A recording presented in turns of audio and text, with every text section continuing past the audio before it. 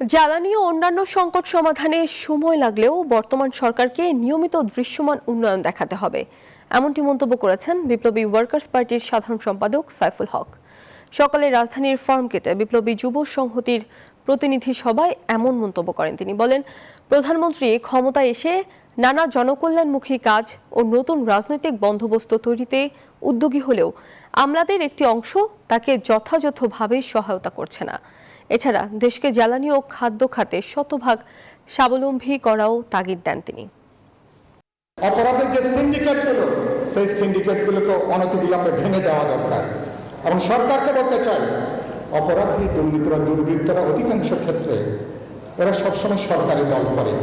যখন যারা সরকারে আসে চারপাশে তখন এরা তখন জুটে যায়।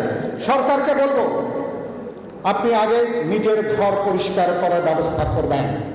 আমি বিএনপিকে বলতে চাই, কেন আপনারা আরো ডিসাইসিভলি সিদ্ধান্ত গ্রহণ করতে পারছেন না?